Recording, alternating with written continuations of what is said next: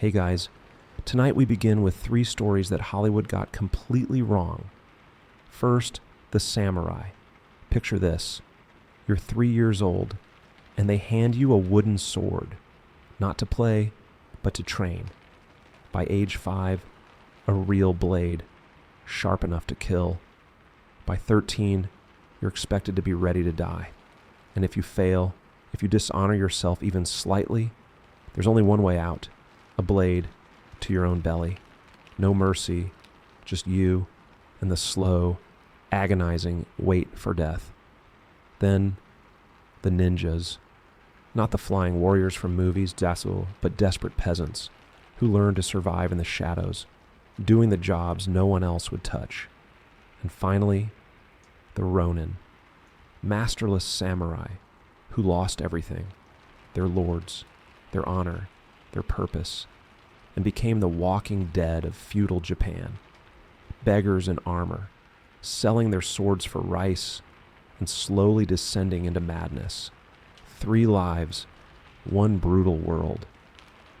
And you wouldn't have lasted a week in any of them. So before you get comfortable, take a moment to like the video and subscribe, but only if you genuinely enjoy what I do here. And let me know in the comments where you're tuning in from and what time it is for you. It's always fascinating to see who's joining us from around the world. Now, dim the lights, maybe turn on a fan for that soft background hum, and let's ease into tonight's journey together. Let's be clear from the start. You didn't choose to be a samurai. You were born into it. And from the moment you entered this world, your life was no longer your own. If you were born male in a samurai household, congratulations. Your entire existence would now revolve around a single question. Can you die with honor? The moment you were born, a priest or your father would be present, not for celebration exactly, but for ceremony. A drawstring would be pulled to cast out evil spirits. And then, while you were still red-faced and screaming, they placed a small sword next to you. This wasn't symbolic. This was your first and most important possession. A blade that would define your identity. Before you even understood what identity meant. By age 3, the real work began. You were given a wooden sword, a bakken, and told to practice. Not when you felt like it. Every single day, your tiny hands would blister and crack. Your arms would ache. But you kept swinging because stopping wasn't an option. Stopping meant weakness, and weakness in a samurai family meant shame. At age 5, the wooden sword was taken away. In its place, you received your memory katana, a real blade, sharp, dangerous, capable of killing. You were expected to wear it at all times. Yes, at 5 years old. If you dropped it, if you lost it, if you dishonored it in any way, you faced punishment. Not a timeout. Real physical discipline, designed to teach you that mistakes had consequences. And this was just the beginning. Between the ages of 7 and 15, your education intensified. You didn't go to a school with friends and recess.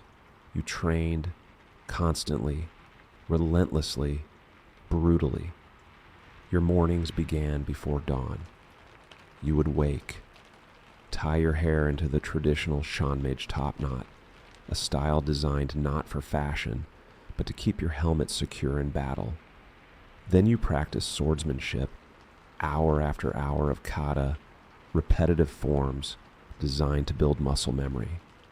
Slow at first, then faster still, until the blade became an extension of your arm. Your teachers, your sensei, were not gentle. They didn't praise effort, they demanded perfection. A single mistake in your form could result in a sharp crack across your back with a bamboo stick. Not because they were cruel, but because on a battlefield, a single mistake meant death. But swordsmanship was only part of it. You also learned archery, not standing still on flat ground. No, you practiced kyujutsu while riding a horse at full gallop. Imagine trying to hit a moving target while bouncing violently on the back of an animal, wind whipping your face, heart pounding. And if you missed, you started again, and again, and again.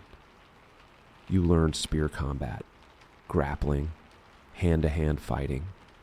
You learned how to fall without breaking bones, how to roll and recover, how to fight when you were exhausted, injured, or outnumbered. And then came the mental training.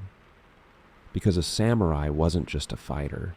He was a philosopher, a poet, an artist. You were taught calligraphy. Your brush strokes had to be perfect, controlled, elegant. This wasn't art class. This was discipline training. The same control you needed to wield a brush. You needed to wield a blade. You studied poetry, learning to compose haiku and waka. This wasn't about creativity. It was about understanding beauty and impermanence. Because a samurai needed to accept that life was fleeting, that death could come at any moment, and that clinging to existence was weakness.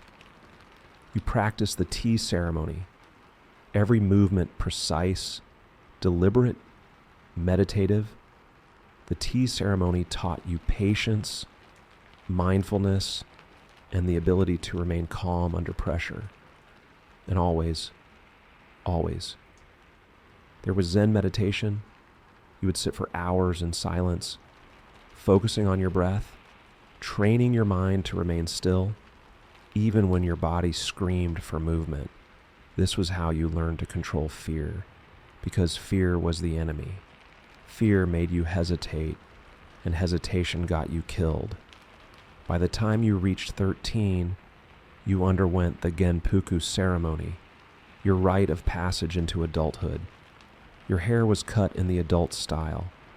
You were given your first full-length katana and a set of armor. From this moment forward, you were no longer a child.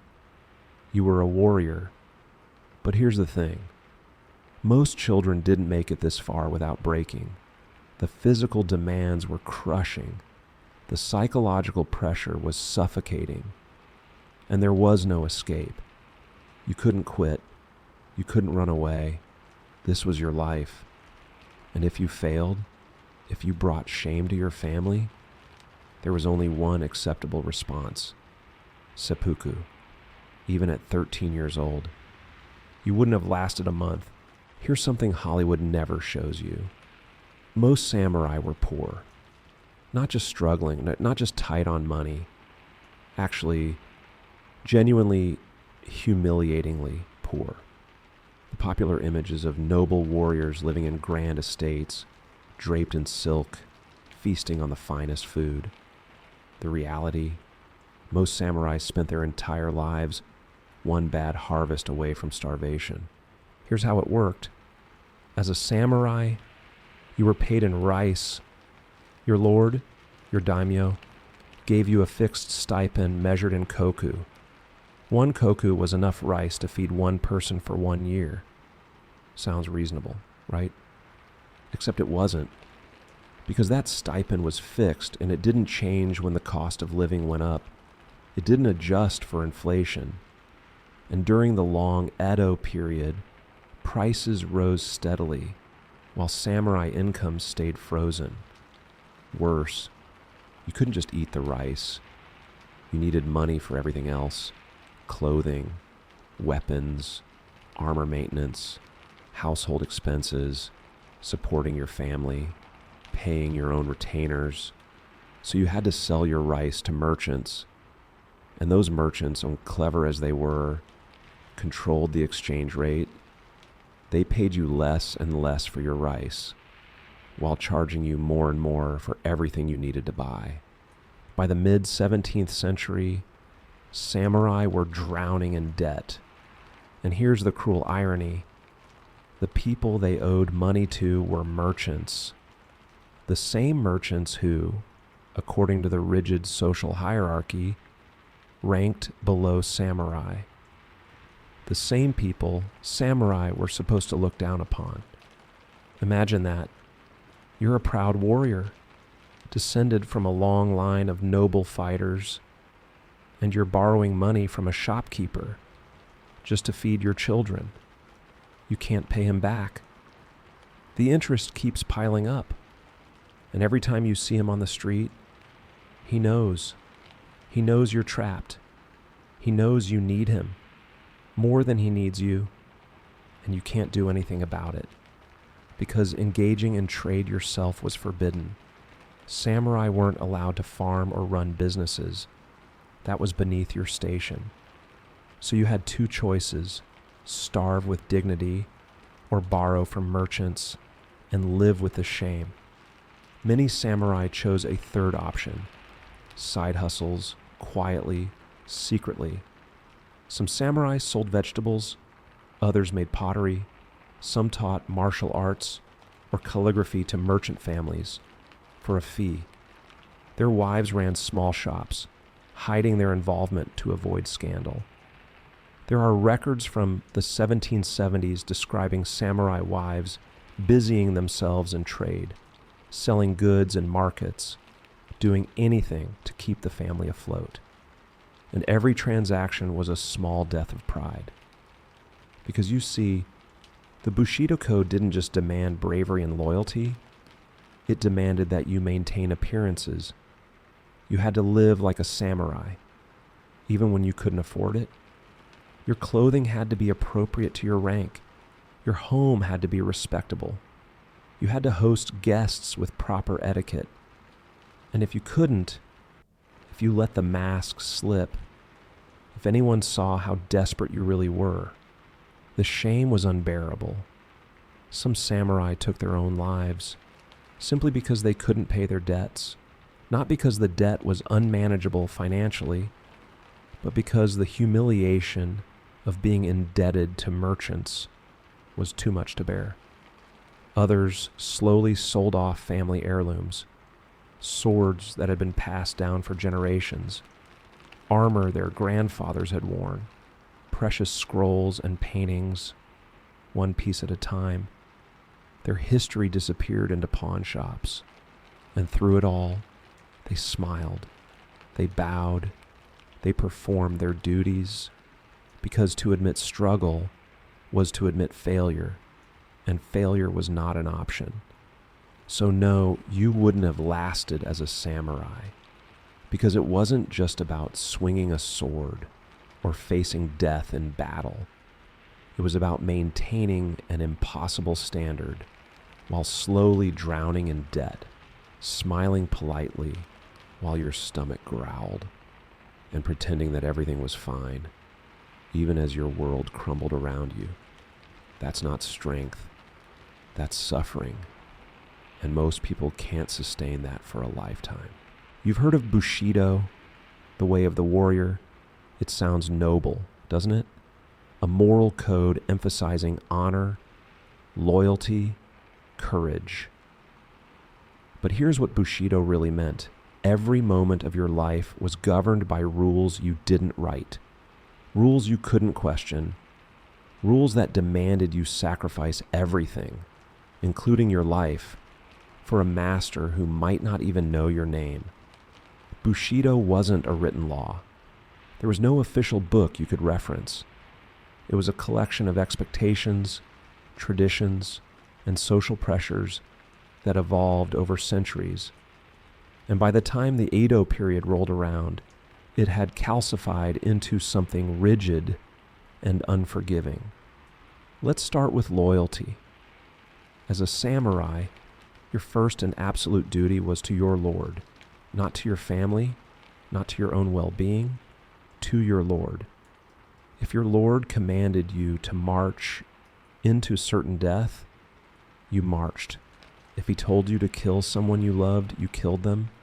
If he died and you survived, you were expected to follow him into death through seppuku. This practice was called oibara, following in death, and it wasn't optional. If your lord died and you didn't immediately commit suicide, people talked, they questioned your loyalty. They whispered that maybe you were glad he was gone. Your family's honor was stained. Your children's future prospects dimmed.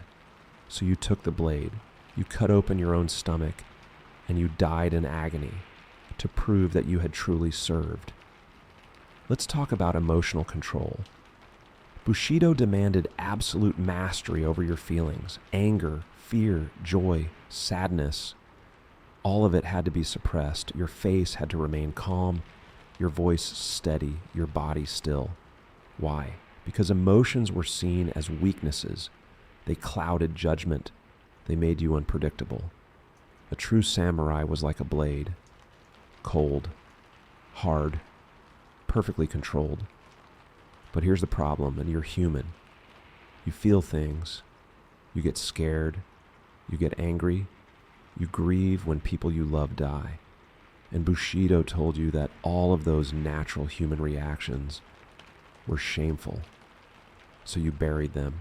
You stuffed them down deep and pretended they didn't exist. And the pressure built and built and built. Some samurai snapped. There are records of samurai randomly attacking peasants or merchants on the street in a practice called sujigiri, crossroads killing. Sometimes it was to test a new sword. Sometimes it was because the samurai just felt like it. Sometimes it was because the pressure of maintaining perfect control had become unbearable, and violence was the only release. And because they were samurai, they usually got away with it. Then there's the matter of honor. Your honor wasn't just your reputation. It was your family's legacy.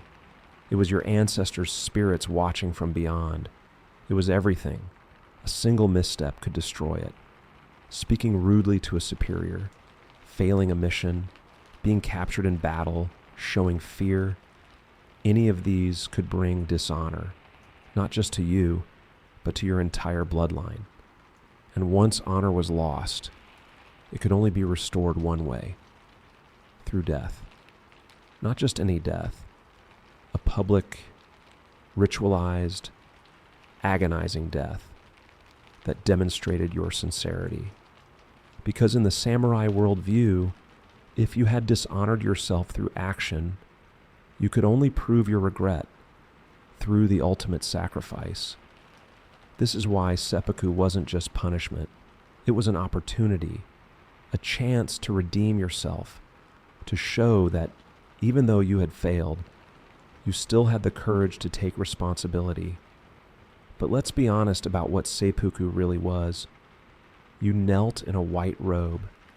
You took a short blade, a tanto. You plunged it into the left side of your abdomen. Then you dragged it across to the right. Then, if you could manage it, you turned the blade upward. The pain was indescribable. The cut severed muscles, organs, arteries. Death wasn't instant. You could linger for minutes, sometimes hours, bleeding internally, every breath an agony. That's why a kaishakunin, a second, stood behind you. His job was to behead you the moment you made the cut, ending your suffering quickly. But even that was a test, because the kaishakunin had to cut precisely. Too shallow and you suffered. Too deep and your head rolled away, which was considered undignified. The goal was to leave a thin strip of skin, connecting your head to your body. Imagine being that kaishakunin. Imagine being chosen to decapitate your friend, your brother, your student. One mistake and you dishonor him. One mistake and the shame falls on you. And all of this, all of it, because Bushido said that death with honor was better than life with shame. You think you could live like that? Knowing that any mistake, any moment of weakness, any failure could lead to you disemboweling yourself in front of witnesses? You wouldn't last a week. Let's talk about something Hollywood carefully edits out: the casual, accepted everyday violence that samurai inflicted on people beneath them. You had a legal right called kirisuta gomen, permission to cut down and leave if a commoner, a peasant, a merchant, anyone below your rank insulted you, disrespected you, or even just annoyed you. You could draw your sword and kill them.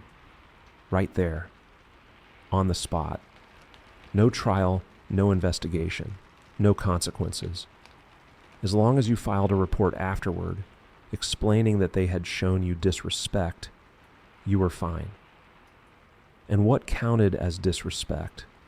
That was subjective. Maybe they didn't bow low enough. Maybe they made eye contact when they shouldn't have. Maybe they were just in your way and you were having a bad day. This created a culture of terror among common people. You learned to bow deeply, to avoid samurai on the street, to never, ever speak unless spoken to. Because one wrong word, one perceived slight, could end your life. But it gets worse. Remember Tsujigiri, crossroads killing? This was a practice where samurai would lurk near roads at night and ambush random travelers, peasants, merchants, anyone unlucky enough to be walking alone. Why? Sometimes to test a new sword, to see if the blade was properly balanced, to check its sharpness. Nothing like a human body to really test your weapon, right? Other times, it was for practice. A samurai might feel his technique was getting sloppy, so he'd go out, find someone, and kill them, just to stay sharp.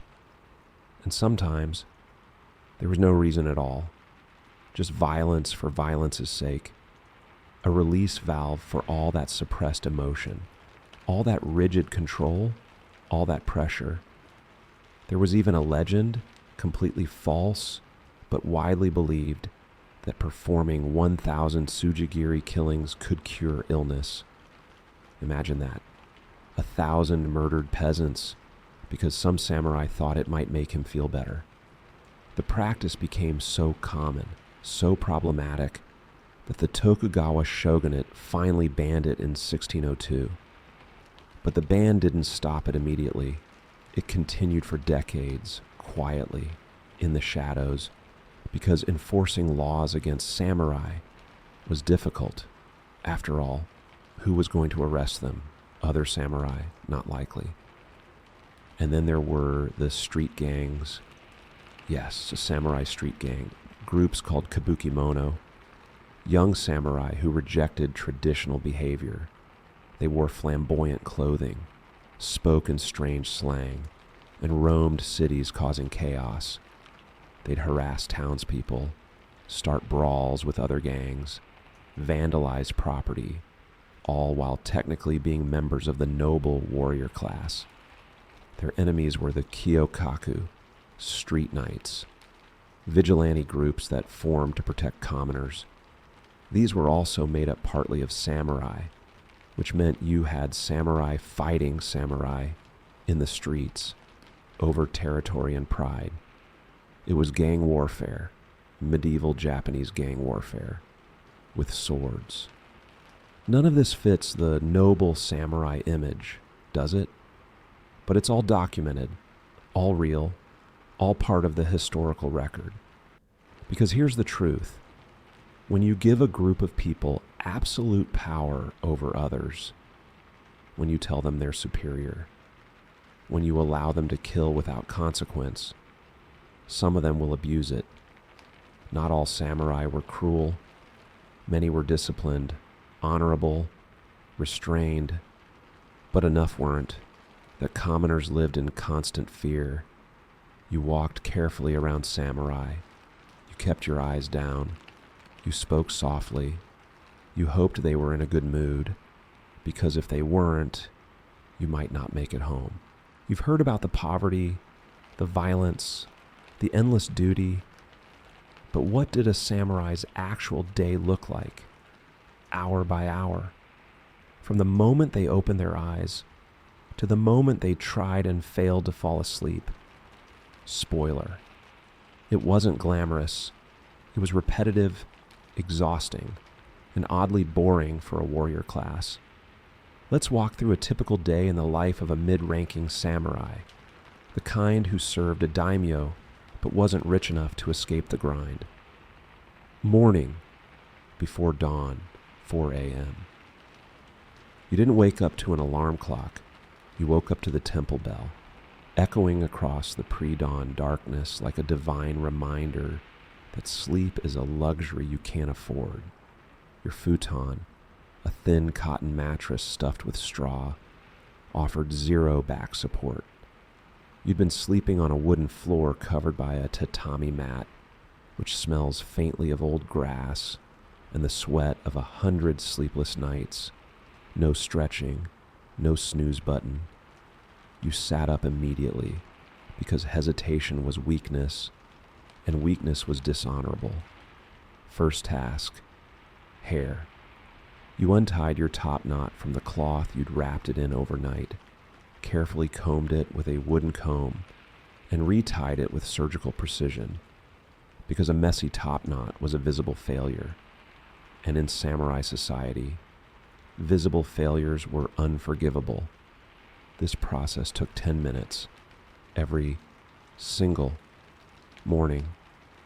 Then you washed your face, not with running water from a tap, but with cold water from a wooden basin that had been sitting out all night in winter. This was like dunking your face in liquid ice. In summer, it was warm and slightly scummy. No soap, just water, and the vague hope that you were cleaner than yesterday. Breakfast, 5 a.m., time to eat, sort of, if you were a high-ranking samurai. Breakfast might include white rice, miso soup, grilled fish, pickled vegetables, and a sense of smug satisfaction. But if you were mid to low ranking, which most samurai were, breakfast was brown rice, maybe some miso soup if you were lucky, and pickled vegetables that had been pickled so long they'd achieved a kind of immortal crunchiness. The rice was coarse, unpolished, chewy in the worst way, but you ate it anyway, because complaining about food was beneath your station, and also because there was nothing else. Your family ate with you, but not as equals. Seating was hierarchical. You, the samurai, sat at the head. Your wife sat to the side, slightly behind. Your son sat near you, learning by silent observation. Your daughters, if you had any, sat furthest away, eating quietly, invisibly. No one spoke much. Meals weren't about bonding. They were about fuel. You finished in 10 minutes, wiped your mouth with the back of your hand, and stood up. Time to work. The commute, 6 a.m. You strapped on your 2 swords, checked your clothing one last time, and walked through the still dark streets toward the castle or your lord's estate. No horses, unless you were high-ranking. Most samurai walked, often several miles. The streets smelled like sewage, wood smoke, and the faint tang of salt from the sea. You passed farmers hauling vegetables, monks chanting, and the occasional stray dog that looked better fed than you. You didn't make eye contact with commoners. That would be beneath you, but you also didn't look too confident, because arrogance invited duels, and duels invited paperwork, or death. Work, the daily grind, 7 a.m. to 5 p.m., already covered in Chapter 4. But to recap, you stood guard, filled out reports, attended ceremonies, practiced drills, sat through meetings, and tried not to fall asleep while some bureaucrat droned on about tax collection efficiency. This was 10 hours of your life, every day, 6 days a week. The bath, communal humiliation, 6 p.m. After work, if you had time and a few coins, You might visit the local Sento, a public bathhouse. Here's the thing. Most samurai homes didn't have private baths, so bathing meant going to a communal facility, stripping naked, and sitting in a hot tub with a dozen other men. The bathhouse was divided by gender, men on one side, women on the other, but inside the men's section, rank didn't matter. A daimyo's retainer sat next to a foot soldier, both equally naked, both equally human. You entered the bathing area, found a wooden stool and bucket, sat down, and scrubbed yourself with cold water first. Because entering the communal bath dirty was the height of rudeness. You scrubbed your skin with a rough cloth, rinsed with a bucket, and only then, when you were reasonably clean, did you step into the large communal tub. The water was hot, almost painfully hot, around 42 to 45 degrees Celsius, 107 to 113 degrees Fahrenheit. Hot enough to make your skin turn pink. Hot enough to make you forget, for just a moment, that tomorrow would be exactly the same as today. You soaked in silence, or made small talk with the man next to you.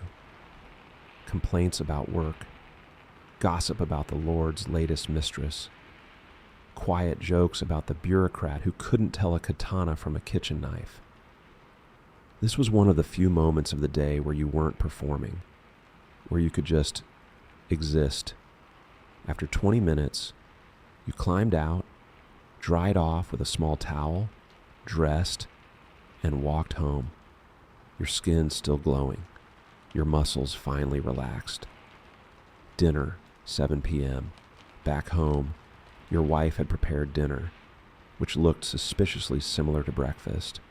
Rice, miso soup, maybe some pickled radish, if it was a special occasion, a tiny piece of salted fish.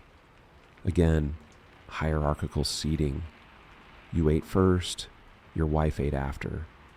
Children ate what was left. Conversation was minimal. You might ask your eldest son about his training, or grunt approvingly at something your wife mentioned.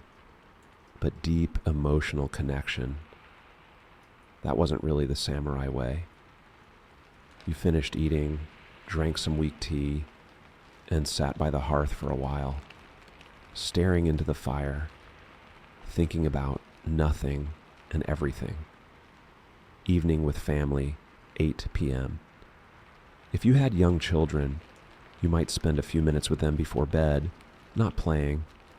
Samurai fathers didn't play, but you might watch them practice calligraphy, or quiz them on Confucian philosophy, or tell them a story about a heroic ancestor who died gloriously in battle. Your wife sat nearby, mending clothes or preparing tomorrow's meals. She didn't speak unless spoken to, but her presence was steady, reliable, the silent foundation of your entire existence. If you were lucky, you and your wife might exchange a few words about household matters, about the children's progress, about the broken roof tile that needed fixing, romance, passion, intimacy. Those were luxuries for the wealthy, or for the foolish, for most samurai. Marriage was a partnership, a practical arrangement. You respected each other, you relied on each other, but love, in the poetic sense, that was for court nobles and their poetry contests. Sleep preparation, 9 p.m. By now, you were exhausted, not from physical exertion, but from the sheer mental weight of maintaining honor, discipline, and composure for 17 straight hours. You changed into your sleeping robe, a simple cotton garment that smelled faintly of smoke and old sweat. Your futon was rolled out on the tatami floor, the same thin mattress, the same wooden pillow, designed to keep your top knot intact even while you slept. You lay down, stared at the ceiling, and tried to quiet your mind? Did you worry about money? Yes, always. Did you think about the duel you might face tomorrow if you accidentally insulted someone?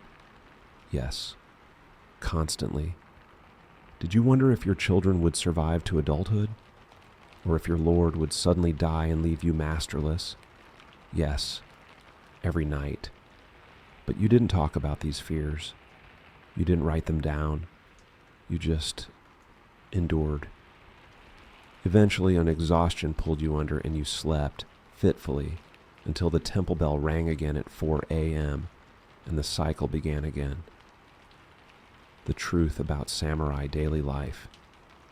This was the reality, day after day, year after year, decade after decade. No epic battles, no philosophical enlightenment, no tragic romance, just rice, duty, exhaustion, and the quiet, crushing weight of a society that demanded perfection while offering nothing but survival in return. And the worst part, you couldn't complain, because complaining was weakness, and weakness was death. So you woke up, tied your hair, ate your rice, walked to work, stood at your post, came home, ate more rice, and went to bed every single day until you died. Now, as we drift deeper into tonight's journey, let's explore something equally fascinating, but perhaps less bloody, the forgotten world of the samurai's opposite, not their enemy, but their shadow, the ninja. While samurai lived by honor, ninjas lived by survival. While samurai stood in the open, ninjas hid in darkness. While samurai were bound by codes, ninjas were bound by nothing but the mission. Let's talk about the real ninjas, not the ones you saw in movies, the real ones. First, let's destroy the biggest myth. Ninjas weren't mystical warriors trained in secret temples by wise masters. They weren't elite assassins born into ancient clans with supernatural powers. They were farmers, mostly farmers. Anyway, villagers from the mountainous regions of Iga and Koga who refused to pay samurai warlords for protection and developed their own way of defending themselves. The word ninja didn't even exist during their time. That's a modern term that appeared in the 20th century. The people we call ninjas called themselves shinobi, which roughly translates to one who endures or one who sneaks. Here's what really happened. During Japan's Warring States period, in the 15th and 16th centuries, the country was torn apart by civil war. Daimyo, feudal lords, fought constantly for territory and power. Samurai armies marched everywhere, forcing villages to pledge allegiance and pay tribute. But Iga and Koga were different. These regions were tucked into mountainous terrain, geographically isolated, naturally fortified. When samurai armies came demanding loyalty, the villagers said no. They couldn't fight samurai in open battle. Peasants with farming tools versus trained warriors in armor? That's not a fight. It's a massacre. So they developed something else. Guerrilla tactics, stealth, deception. They fought dirty. They fought smart. They fought to survive. And it worked. These mountain villagers became so skilled at unconventional warfare that daimyo started hiring them. Not as samurai. Samurai had honor codes. These people didn't. They did the jobs samurai couldn't or wouldn't do. Espionage, sabotage, assassination, the dishonorable work. Let's be clear about their social status. Ninjas ranked below merchants. In the rigid hierarchy of feudal Japan, merchants were already looked down upon. Ninjas were beneath even that. They were commoners, peasants, tools to be used and discarded. Most ninja work wasn't glamorous. It was spying, disguising yourself as a merchant or a monk, traveling to enemy territory, listening to conversations, gathering information, and reporting back. That was the bulk of the job. Occasionally, you'd be assigned something more active, sneaking into an enemy castle to set fires, poisoning a water supply, spreading rumors to create confusion, cutting supply lines. And yes, sometimes assassination, but even that wasn't what you think. It wasn't dramatic sword fights and acrobatic flips. It was waiting in the dark for hours, sometimes days, for the right moment to strike. A poisoned meal, a blade in the dark, quick, quiet, and then you ran. Because unlike samurai, ninjas didn't fight to the death. They fought to survive. If things went wrong, you fled. There was no honor in dying for a lost cause. You lived to fight another day. And that's why samurai hated them. Not because ninjas were dangerous, though they were, but because ninjas represented everything samurai weren't: flexible, practical, willing to abandon pride for effectiveness. A samurai would rather die than retreat.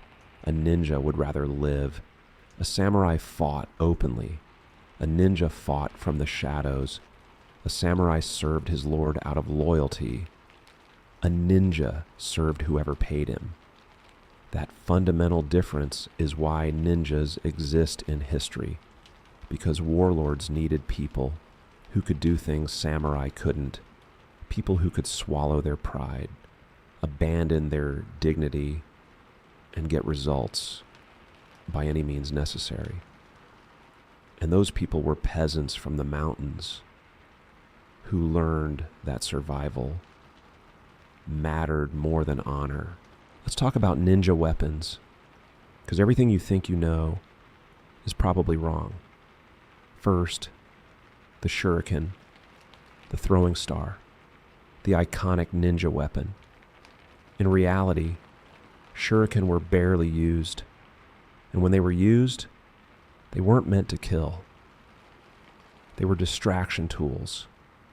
You'd throw one at a guard's face to make him flinch, giving you a second to run past, or you'd throw one to make noise in a different direction, drawing attention away from where you actually were. Killing someone with a thrown star requires precision, power, and luck. Even if you hit them, it's a shallow wound, painful, but not lethal. So why does everyone think ninjas use throwing stars constantly? Because they look cool. And in the 1960s, when ninjas started appearing in popular media, filmmakers needed visually interesting weapons. Throwing stars fit the bill, but real ninjas, they rarely bothered. What about the ninja sword, the ninjato? You've seen it in movies, straight blade, short, carried on the back, except it probably didn't exist. There's no historical evidence of ninja using swords significantly different from regular Japanese swords. And carrying a sword on your back is impractical. Try drawing a long blade from a back-mounted sheath. It's awkward and slow. Ninjas likely used whatever blades were available and easy to conceal. Short swords, daggers, maybe a regular katana, if the situation allowed. But swords weren't their primary tools anyway, because swords were loud, they clanged, they reflected light, they were terrible for stealth work. What did ninjas actually use? Ropes and hooks for climbing walls, crossing moats, creating distractions. A good rope was worth more than a fancy weapon. Caltrops, small spiked metal devices, scattered on the ground to slow pursuers. Step on one barefoot, and you're not chasing anyone. Smoke bombs, not the Hollywood kind that create huge clouds. Small devices that produced enough smoke to obscure vision for a few seconds, just long enough to escape. Poisons, powders, liquids, whatever could be slipped into food or applied to a blade. This was chemistry, not weaponry, and it was effective. Everyday tools modified for combat. A farming sickle attached to a chain became a kusarigama. Swing the chain to entangle weapons or limbs, then strike with the sickle. A simple length of wood became a bow staff. Easy to carry, easy to explain if questioned, effective in close combat. Even something as simple as a shakuhachi flute could be weaponized. The bamboo was hard enough to strike with, the end could be sharpened, and it looked completely innocent. That's the genius of ninja equipment. It didn't look dangerous. A merchant with a rope and a flute? Normal. A peasant with farming tools? Expected. But in the right hands, those innocent items became tools of infiltration and escape. The point is, ninja equipment wasn't about being cool or impressive. It was about being effective. Every item served a purpose. Every item could be explained if you were questioned. A samurai's weapons announced who he was. A ninja's tools hid what he was. And that's why ninja weapons seem boring compared to the movies, because real ninja work was about not being noticed, and flashy weapons get you noticed. So forget the fantasy. Real ninjas carried practical gear, ropes, hooks, small blades, disguises, and whatever else the mission required. Not exciting, but it kept them alive. In 1603, Tokugawa Ieyasu unified Japan and established the Tokugawa shogunate. The Warring States period ended. Peace descended on the country, and ninjas became obsolete. When there's no war, you don't need spies. When borders are stable, you don't need sabotage. When daimyo aren't constantly plotting against each other, you don't need assassins. The demand for ninja services dried up almost overnight. Some ninja found new work. They became bodyguards for wealthy lords. Their skills in observation and threat detection made them valuable for protection. Others became police officers or security inspectors. The Tokugawa shogunate created positions called onmitsu and oniwaban, essentially secret police. Former ninja filled these roles. Some opened martial arts schools, teaching watered-down versions of their skills to the public, though they were careful not to teach the truly dangerous techniques. But most ninja, they went back to being farmers. They returned to their villages in Iga and Koga and lived quiet lives. Their skills were still passed down within families, but without contracts, without missions. The knowledge slowly degraded, techniques were forgotten, traditions faded. By the mid-17th century, ninja as an active profession had essentially disappeared. The last documented use of ninja in any official capacity was in the early 1800s. And even then it was rare. And then something interesting happened. Ninja started appearing in literature, adventure stories, serialized novels, characters with exaggerated abilities doing impossible things. These stories weren't meant to be historical. They were entertainment, fantasy. But they shaped how people remembered ninja. By the late 1800s, the real history of ninja was already murky. The written records were sparse because ninja operated in secrecy. Most of what they did was never documented. So when people wrote about ninja, they filled in the gaps with imagination. Flying ninja, ninja with magic powers, ninja who could turn invisible or walk on water, and those myths took root. When Western culture discovered ninja in the 1960s and 1970s, particularly through James Bond films and martial arts movies, They inherited these exaggerated versions: black pajamas, throwing stars, superhuman abilities, none of it historically accurate, all of it visually compelling. And that's what stuck. Today, real ninja are studied by historians and martial arts scholars who try to separate fact from fiction. They've found manuals written by ninja families, historical accounts from daimyo who hired them, archaeological evidence from Iga and Koga. Slowly, the real story is emerging. Not mystical warriors, it's not superhuman assassins, just clever, desperate people who developed unconventional tactics to survive in a brutal world.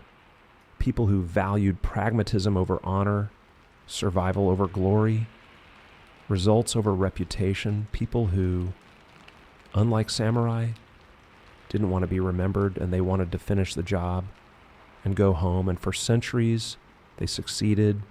They operated in shadows, completed their missions, and vanished.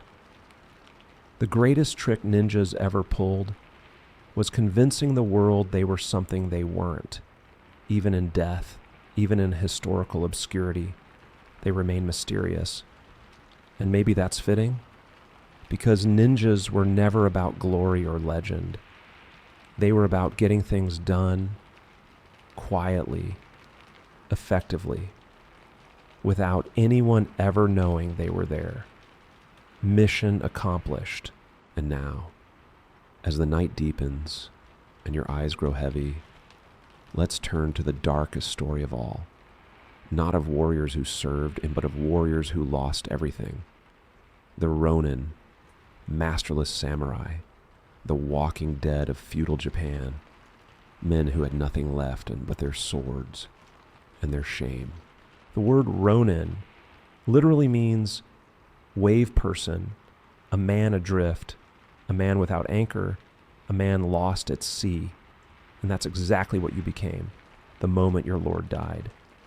In samurai culture, your entire identity was tied to your master. You were Lord Takeda's man, or one of the Shimazu retainers. Your worth, your purpose, your place in the world, all came from that relationship. When your lord died, you were supposed to die too. Through oibara, following in death, you committed seppuku, proving your loyalty extended beyond the grave. But what if you didn't? What if you chose to live? Congratulations. You're now RONIN, and your life just became a living hell. First, the practical problems. You had no income. Samurai were paid by their lords. No lord, no rice stipend, no money, nothing. You had no home. Your residence was tied to your service. When your lord died, his estate was redistributed. You were evicted. You had no legal status. In feudal Japan, you needed to be registered under a lord. Without one, you were essentially a non-person. You couldn't travel freely. You couldn't settle in a new domain without permission. You were trapped in limbo. And then there was the social stigma. Everyone knew what RONIN were. They were samurai who chose survival over honor. They were cowards, failures, men who value their own lives more than their duty. Other samurai looked down on you. Merchants wouldn't do business with you. Peasants avoided you. You were tainted, corrupted, shameful. Some RONIN tried to find new lords. They'd travel from domain to domain, offering their services, hoping someone would hire them. But it was difficult, because accepting a RONIN meant taking on damaged goods, a man who had already proven that his loyalty had limits. Why would a lord trust you when you'd failed to die for your previous master? Some got lucky.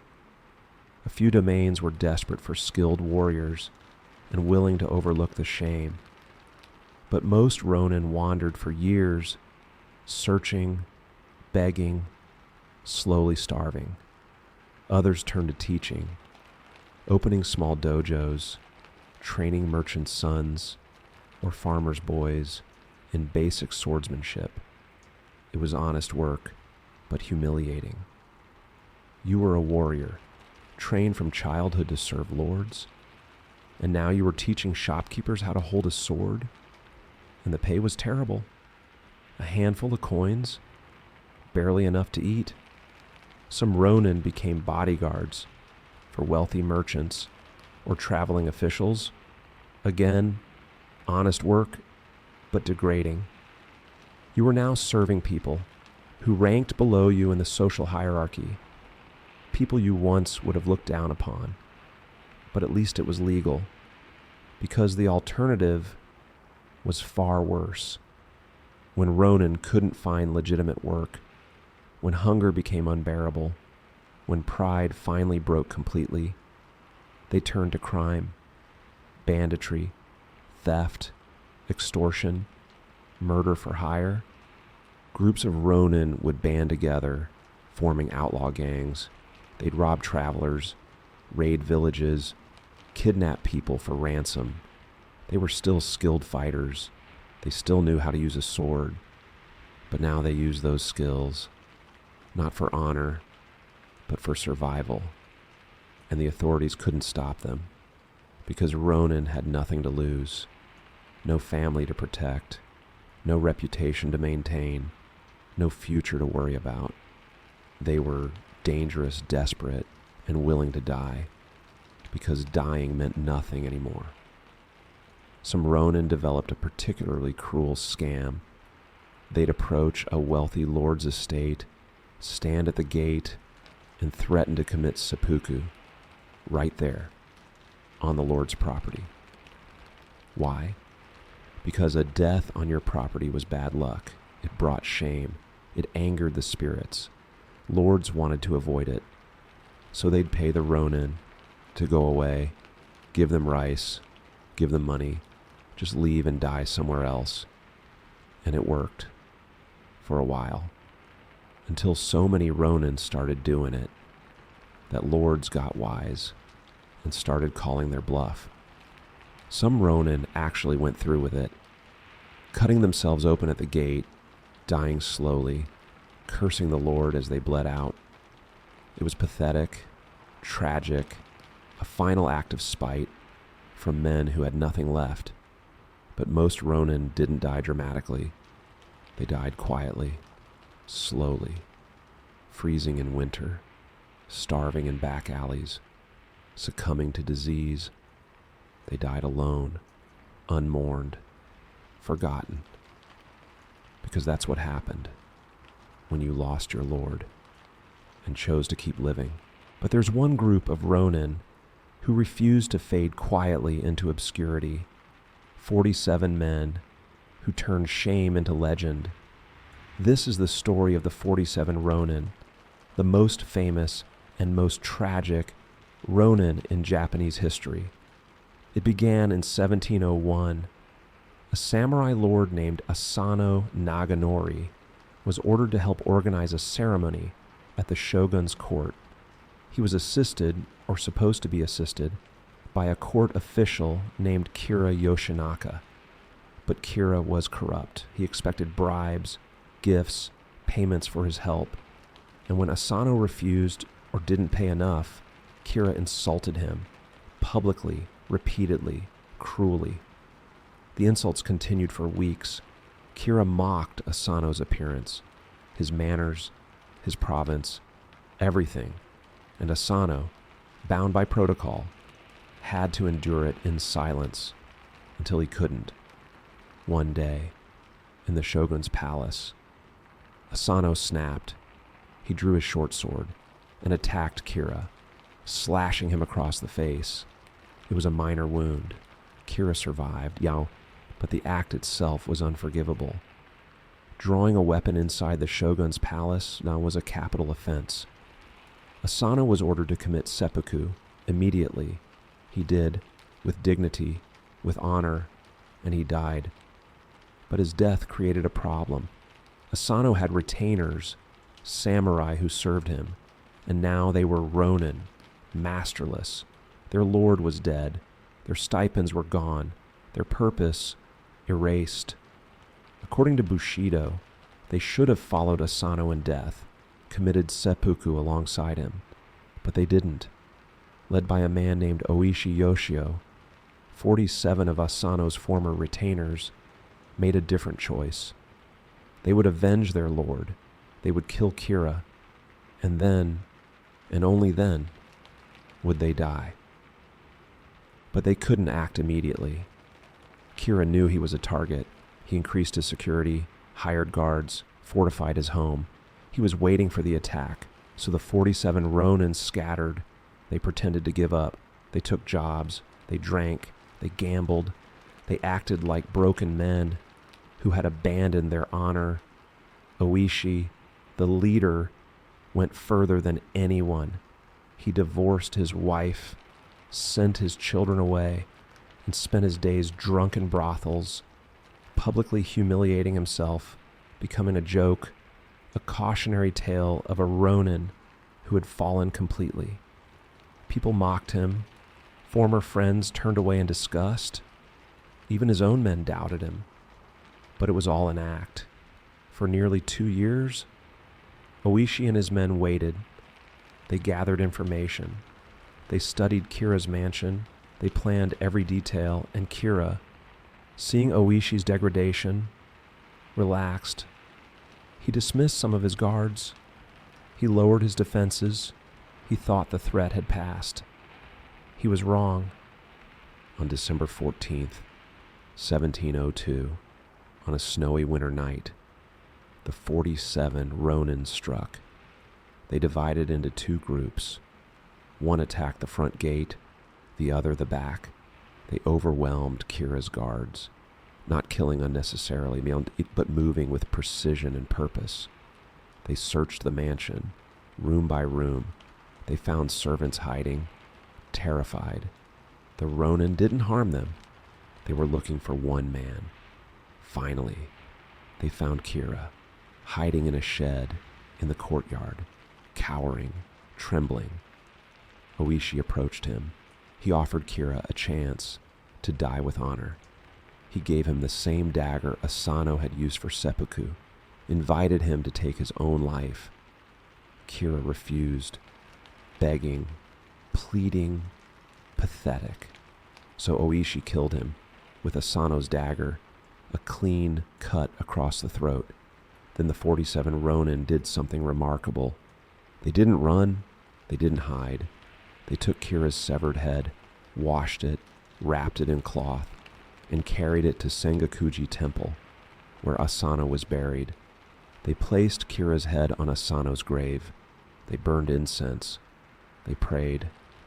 And then they turned themselves in. The entire city was in shock. The shogunate was paralyzed. What do you do with 47 men who committed murder, but did so for honor? Some officials argued for mercy. They had avenged their lord. They had acted according to Bushido. They deserved praise, not punishment. Others argued for execution. They had broken the law. They had killed a court official without permission, without legal authority. The debate raged for months. In the end, and the shogun made a decision. The 47 Ronin would be allowed to die with honor. They would commit seppuku on February 4th, 1703. All 47 men knelt in the courtyard of a temple. They were divided into 4 groups, each group at a different temple. One by one, they took their daggers. They cut open their stomachs. They died. The youngest was only 15, the oldest 61. They were buried together at Sengakuji Temple, next to their lord, and their story became legend. Today, the 47 Ronin are celebrated as the ultimate example of loyalty. Their graves are visited by millions. Incense burns constantly. People leave offerings. They pray for strength, for courage, for purpose. But here's the question nobody asks. Were they heroes or fools? They spent 2 years planning a revenge, that resulted in their own deaths. They could have lived, they could have found new lords, started new lives, but they chose vengeance and death. Was that honor? Or was it just another form of the same trap that caught every samurai? The need to die, to prove something, to sacrifice everything for an idea that might not even matter. The 47 Ronin became Ronin when their lord died, and they stopped being Ronin when they died too. In the end, they were only free now for the 2 years in between, and they spent those years planning their own deaths. That's the Ronin story. Not freedom, not adventure, just waiting to die with purpose. So there you have it, 3 lives in feudal Japan. The samurai who trained from childhood to die with honor, who lived in poverty and shame while maintaining perfect composure, who committed suicide rather than admit failure. The ninja who abandoned honor for survival, who lived in shadows, doing dirty work, who became legends by refusing to be remembered. And the Ronin who lost everything when their masters died, who became outcasts, beggars, criminals, or in rare cases, like the 47, who chose vengeance and death over a life without purpose. 3 different paths in the same brutal world. And you wouldn't have lasted in any of them. Not because you're weak, but because all 3 demanded sacrifices. Modern people simply can't imagine. The samurai sacrificed their humanity for honor. The ninja sacrificed their dignity for survival. The Ronin sacrificed everything for nothing. And all of them, every single one, lived and died by codes they didn't write, serving purposes they didn't choose in a world that ground them down until there was nothing left. So tonight, as you drift off to sleep in your comfortable bed, in your climate-controlled room, free to make your own choices, free to fail without dying, free to live without constant fear, remember them, not as heroes, not as legends, but as people who endured, who suffered, who survived or didn't in a time and place that demanded everything and gave back only pain. Sleep well.